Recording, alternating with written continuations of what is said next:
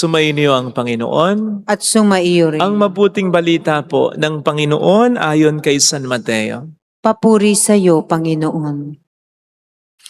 Noong panahong yon, sinabi ni Jesus sa kaniyang mga alagad, "Sinasabi ko sa inyo, kung ang pagsunod ninyo sa kalooban ng Diyos ay katulad lamang ng pagsunod ng mga skriba at Pariseo, hindi kayo makapapasok sa kaharian ng Diyos.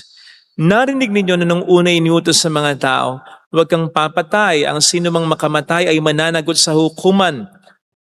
Ngunit ngayon sinasabi ko sa inyo, ang mapuot sa kaniyang kapatid ay mananagot sa hukuman. Ang humamak sa kanyang kapatid ay mananagot sa Sanhedrin.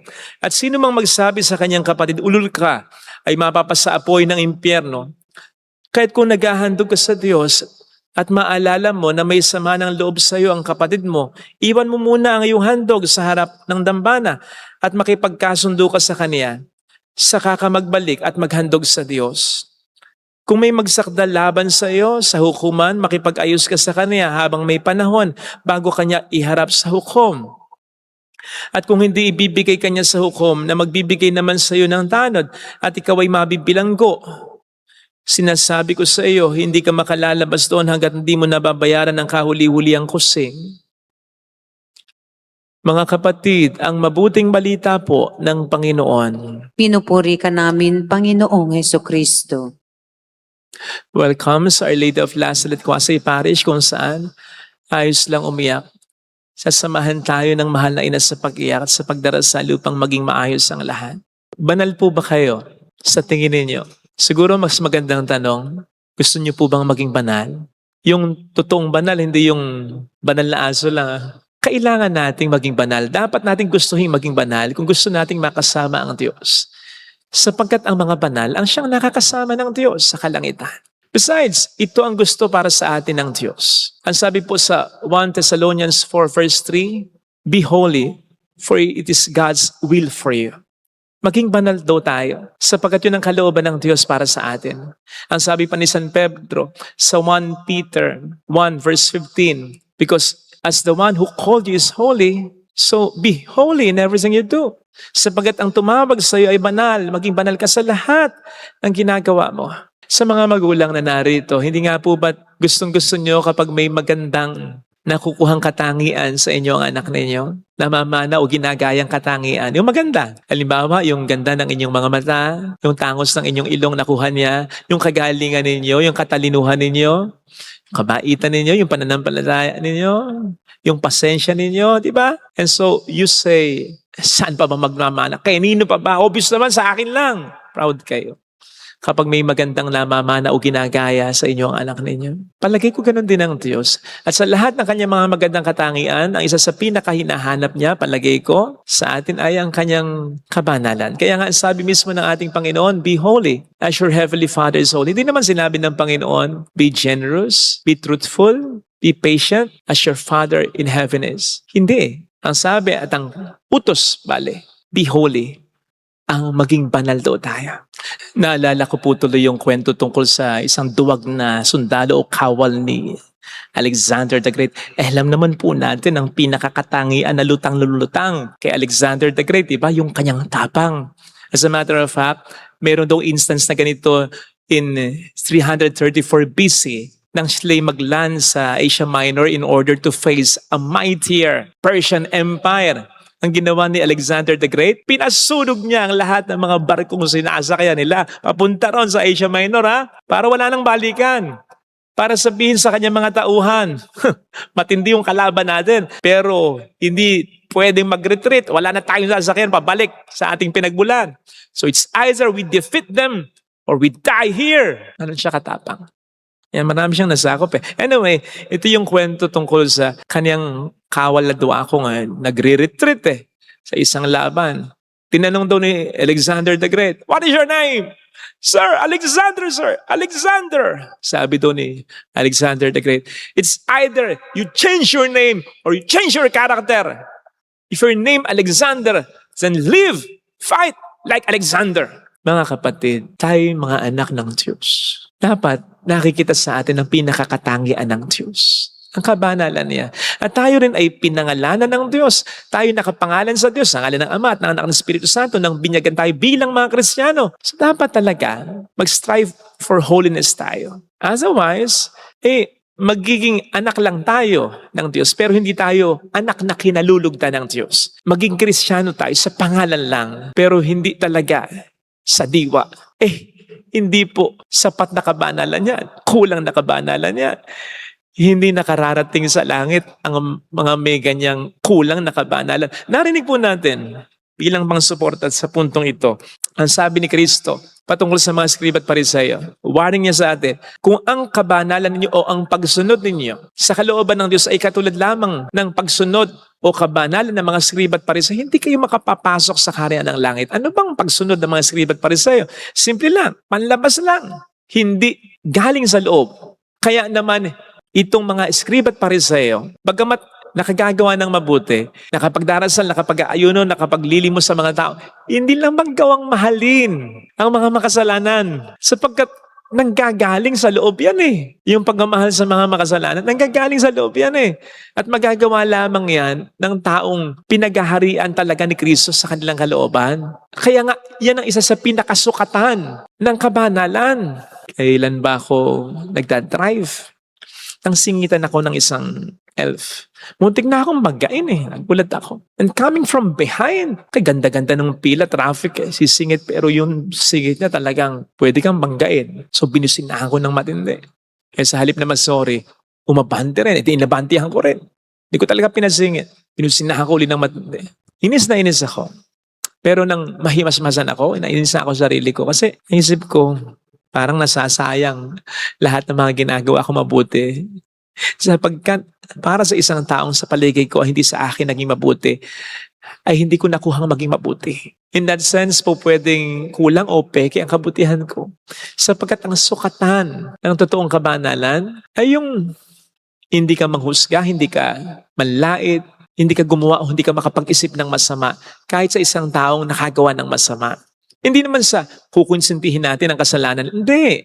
Pero yung hindi tayo maghangad at magtanim ng masama laban sa kanila. Tayo po ba? Pakiramdaman natin ang ating sarili. Baka marami pa rin sa atin hanggang ngayon ay ang clamor ay patayin, bitain, pulbusin, i-massacre ang mga kriminal, mga durugista. Baka marami pa rin sa atin ang nagkokomento ng hindi maganda sa social media. Yung mga salitang nakamamatay.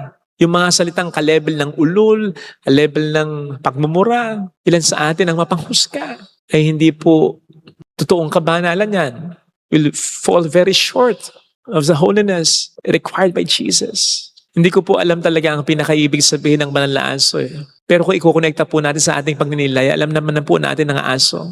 Pag sinaktan mo, sasaktan ka rin. Mumurahin ka sa pamamagitan ng pagtahol ng matindi, pag-angil sa'yo, pag milalas-malas ka, kakagating ka pa. So kung ikukonekta natin sa pinagninilayan natin, ang totoong kabanalan ay hindi pagiging banal na aso lang. Sapagkat ang hinihingi sa atin ay yung kabanalan na magpapakita pa rin, maghahang at mag-iisip pa rin ng maganda kahit sa nakakagawa sa atin ng masama. Ganon kasi ang Diyos Paliwanag ang kanyang sabi, hindi niya hinahangad ang kamatayan ng isang makasalanan, kundi ang pagbabago nito. Kaya nga nagbibigay siya ng tsansa. Sabi mismo ng ating Panginoon, ang Diyos ay nagpapasikat ng araw at nagpapapatak ng ulan pareho sa mga mabubuti at sa masasama. Sapagkat pareho niyang minamahal ang mabubuti at masasama. Huwag sana tayong mahirati at masanay sa katwiran na di naman ako Diyos para gawin yan. Sapagkat hinihingi ng Diyos na tularan natin siya kung gusto talaga nating makasama siya. Ito sana ang hiling nating biyaya sa ating banal na misa. Huwag nawa tayo magkulang sa ating kabanalan. Sapagkat masasayang lang ang lahat kung sa pinakasukatan ng kabanalan ay tayo magkukulang. Amen. Lagay natin ang ating hanang kamay sa tapat ng ating puso.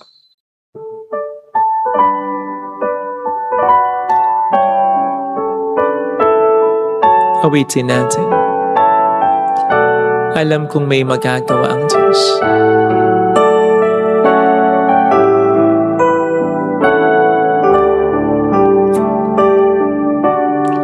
Alam kong may magagawa ang Diyos.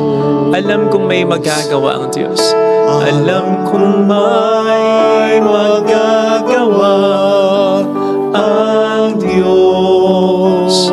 Kung ako'y magtatapat, Kung ako'y magtatapat, sa Kanya'y maglilingkod. sa Kanya'y maglilingkod. Alam kong may magagawa ang Diyos. Kung may magagawa ang Diyos. Alam kong diringgin ng Diyos ang samo Alam kong di sapagkat anak niya ako. ringgin ng Diyos ang samo ko. Alam kong diringgin ng Diyos ang samo ko Alam kong di ringgin ng Diyos sapagkat alam niya ang samo pinagdaraanan ko. Kung ako'y magtatapat, Kung ako'y magtatapat, sa Kanya'y maglilingkod. sa Kanya'y maglilingkod. Alam kong diringgin ng Diyos ang samo. Diringgin ng Diyos Pumikit tayo. ang samo. Panginoon, ito po siguro ang isa sa pinakamahirap na utos mo.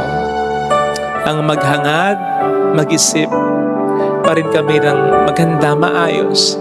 Kahit sa tingin namin ay masasama. Pero dahil sa ito'y utos mo, susunod kami. Pakitulungan mo lang po kami na makapagpatawad. Tulungan mo rin po kaming magtiwala na kung ano man ang naging atraso sa amin, ikaw na po ang bahala. Tulungan mo po kaming maalis ang mga galit namin sa aming puso sapagkat kami lang din naman ang nahihirapan. Tulungan mo po kaming mamuhay ayon sa iyong kabanalan. Mayroong magandang mangyayari sa iyo. Higit pa sa inaasahan kapag ang Diyos ay tinularan mo ang kanyang katangian na mapagmahal. Kahit na sa mga hindi ka mahal-mahal, mayroong magandang mangyayari sa iyo. Hindi ka naman niya papapayaan sa hinihingi niya, sa inuutos niya, tutulungan ka niya. Basta gustuhin mo, basta magparaya ka, magtiwala ka, hindi yung sa una palang ayaw mo na. Papuri sa Ama at sa Anak sa Espiritu Santo. Kapara ng sa unang-una, ngayon magpakailanman, magpasawalang hanggan. Amen. Pag-aalay.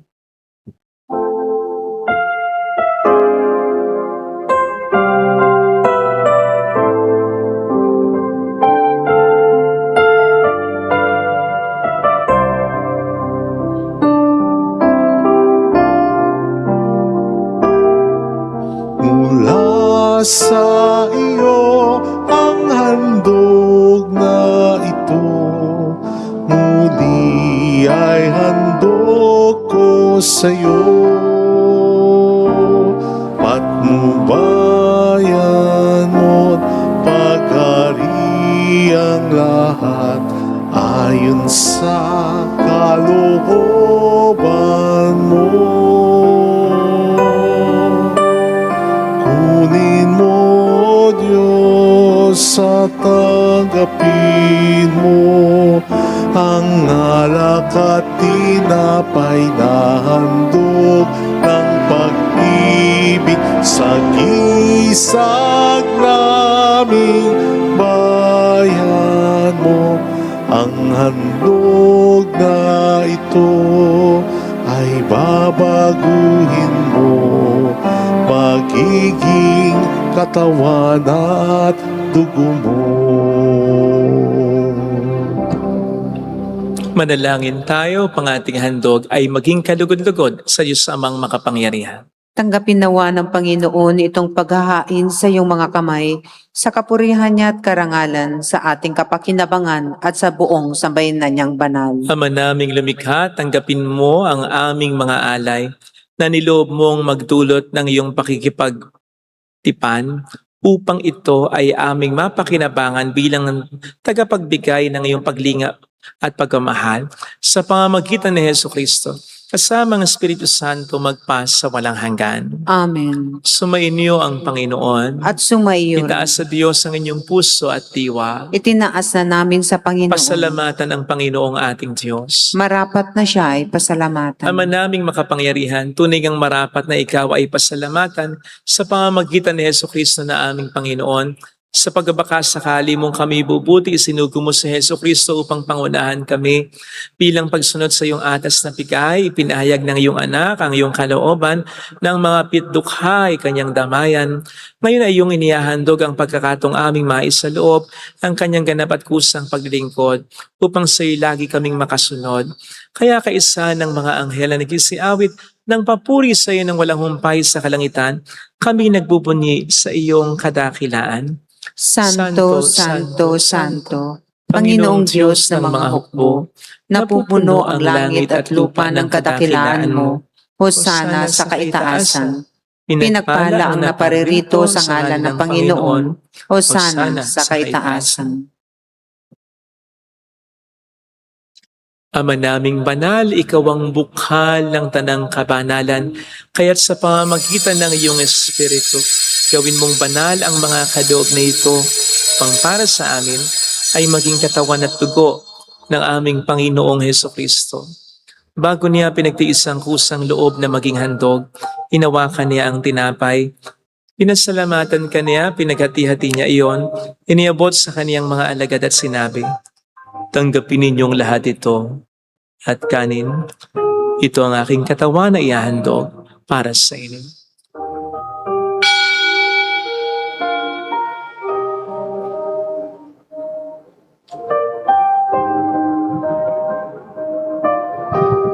Gayun din naman nang matapos ang hapunan, hinawakan niya ang kalis, muli kaniyang pinasalamatan. Iniabot niya ang kalis sa kaniyang mga alagad at sinabi, "Tanggapin ninyong lahat ito at inumin. Ito ang kalis ng aking dugo ng bago't walang hanggang tipan, ang aking dugo na ibubuhos para sa inyo at para sa lahat. Sa ikapagkapatawad ng mga kasalanan, gawin niyo ito sa pag-alala sa akin."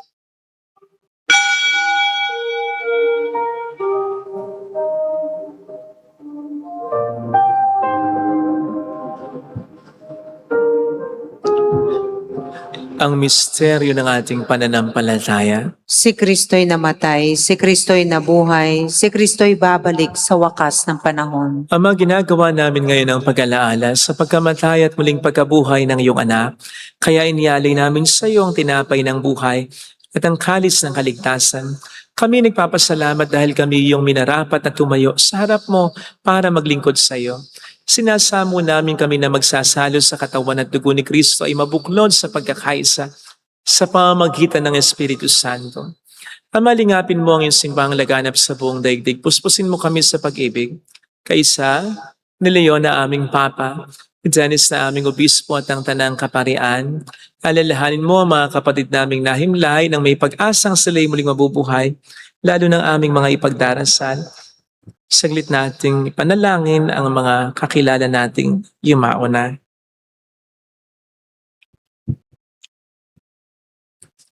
Kaawaan mo sila at patuloyin sa iyong kaliwanagan. Kaawaan mo at paging tapatin kaming lahat na makasalo sa iyong buhay na walang wakas. Kaysa ang mahal na Birhen ng Lazaret, ang ina ng Diyos, isanuse ang kabiyak ng kanyang puso, lahat ng mga banal na namuhay dito sa daigdig ng kalugod-lugod sa iyo. Maipagdiwang nawa namin ang pagpupuri sa ikararangal mo sa pamamagitan ng iyong anak na aming Panginoong Hesukristo. Sa pamamagitan ni Kristo, kasama niya at sa Kanya, ang lahat ng parangal papuri ay sa iyo, Diyos amang makapangyarihan, kasama ng Espiritu Santo magpasa walang hanggan.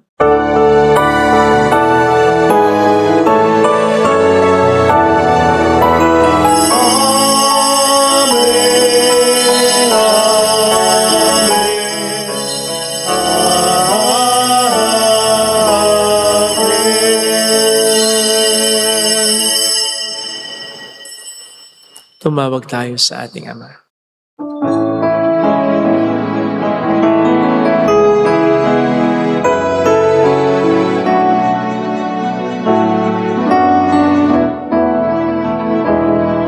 Ama namin, sumasalangit ka, sambahin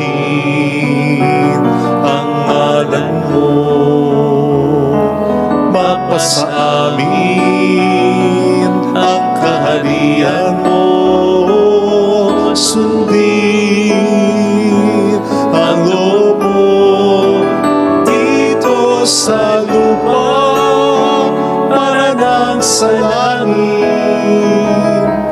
Bigyan mo kami ngayon ng aming kakanin sa araw-araw, at patawarin mo kami sa aming mga sala, para ng pagpapatawad namin sa nagkakasala sa amin.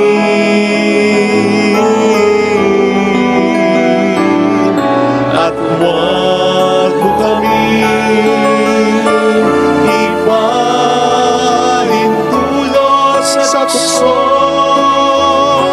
at naliyadya mo kami sa lahat ng masama.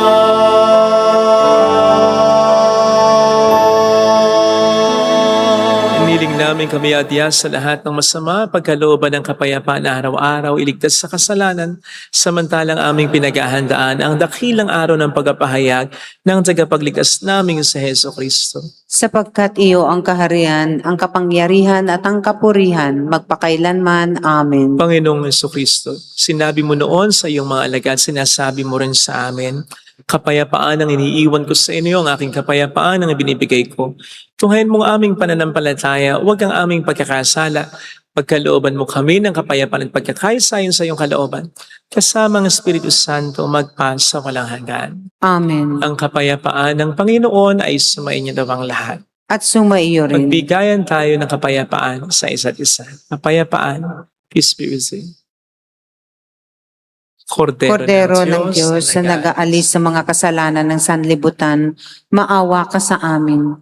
Kordero ng Diyos na nag-aalis sa mga kasalanan ng sanlibutan, maawa ka sa amin. Kordero ng Diyos na nag-aalis sa mga kasalanan ng sanlibutan, ipagkaloob mo sa amin ang kapayapaan. Narito sa harap natin ang Panginoon ng ating buhay at kaligtasan. Mapalad tayong inaaneyahan.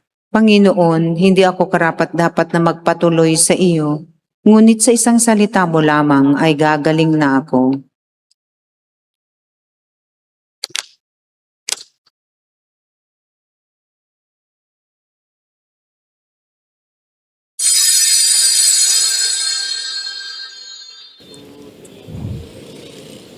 Panalangin para sa espiritual na pakikinabang. Panginoong Hesus, ako ay naniniwala na ikaw ay nasa kabanal-banalang sakramento. Iniibig kita ng higit sa lahat at ninanasa kong tanggapin ka sa aking kaluluwa. Sapagkat sa mga sandaling ito, hindi kita matatanggap sa sakramento. Tumuloy ka sa espiritu sa aking puso. Niyayakap kita na parabang naririto ka na. Inaalay ko ng buong buo ang aking sarili sa iyo. Huwag mong hayaang mawalay ako sa iyo. Amen.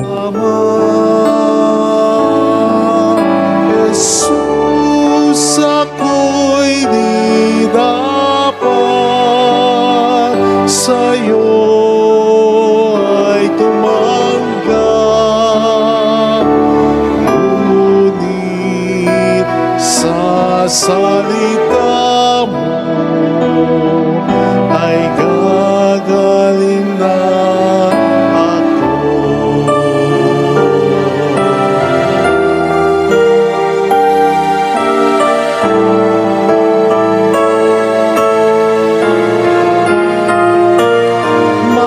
Mapapala ng umibig, masunod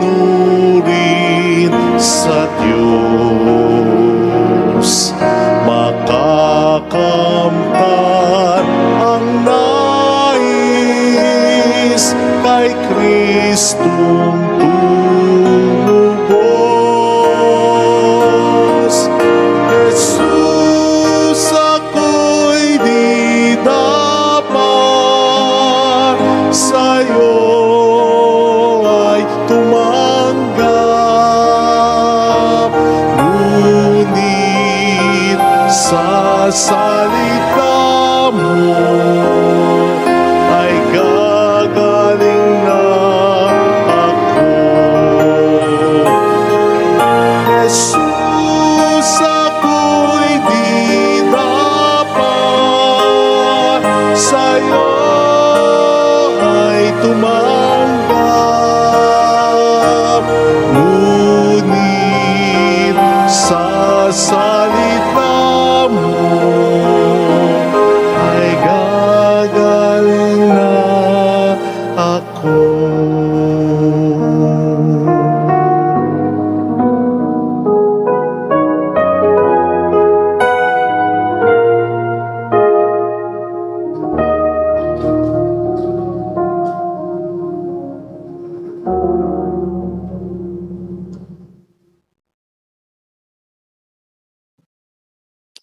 Manalangin tayo. Ama naming mapagmahal, ang banal na pakikinabang namin ngayon ay magdulot nawa ng kagalingang sa aming nauukol at pagkadalisay ng aming makasalanang kahapon. Kami naway laging makasalo mo sa habang panahon. Sa pamamagitan ni Jesucristo kasama ang Espiritu Santo magpasa walang hanggan. Amen. Holy God, Holy Mighty One, Holy Immortal One. Have mercy on us and on the whole world. Holy God, Holy Mighty One, Holy Immortal One. Have mercy on us and on the whole world. Holy God, Holy Mighty One, Holy Immortal One. Have mercy on us and on the whole world. Jesus, King of Mercy, We trust in you. alalahanin, Alalahanin, O mahal na Birhen ng Lasalet, Ina ng pag-asa. Ikaw ang nagpaalala sa aming magbalik loob sa Ama. Ito ang nagpapatunay na ang kagandahang loob mo'y nanatiling busilak. Sa pag-aaruga mo sa amin, tungkulin mo'y tinupad. Sa paanan ni Kristo'y tinuring mo kaming mga tunay mong anak. Kaya ninais mong ni Isay wag mapahamak. Maging sa iyong walang tigil na pananalangin, pati luhay pumatak. Huwag namang mawalan ng saysay ang iyong paghihirap. Hiling nawa namin sa iyo o aming inang liyag, na matapos ang pakikibaka namin sa mundong ito at sa pananatili naming tapat kay Kristo, sa kapurihan mo'y makibahagi kaming ganap, upang kung nasaan ka ngayon ay maparoon din kaming lahat, at ang kaganapan ng kaluwalhatian ng Diyos Amay tuluyang matupad. Siya nawa. mahal na Biro ng Lasalet, tagapagkasundo ng mga makasalanan. Ipanalangin mong walang patid kaming mga dumudulog sa iyo. Marami pong salamat sa inyong pakikiisa at sa mga tulong na binibigay ninyo, nagiging dahilan para makatulong din po tayo sa iba. Marami pong salamat. Sumainyo ang Panginoon, At sumaiyo rin. palain kayo kasama ng ating pamilya na mapagmahal na Diyos, ng Ama at ng Anak, ng Espiritu Santo. Amen. Umayo tayo sa kapayapaan ni Kristo. Salamat sa Diyos. Salamat din po.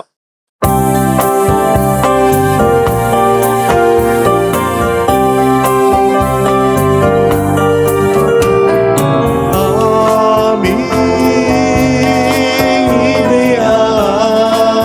iniaalay ang pag-ibig na walang kapantay. Okay, sarap mabuhay kung may nagmamahal, pagmamahal na tunay at laging nalisay.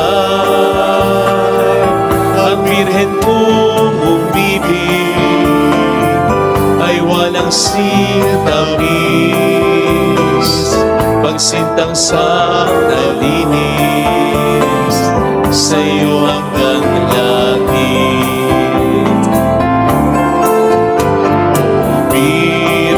Birhen, Birheng mahal, sa awit at sa dasal,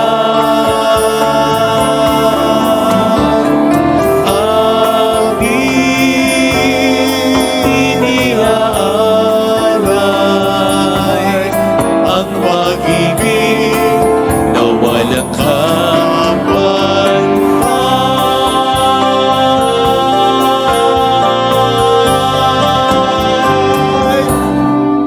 Salamat po.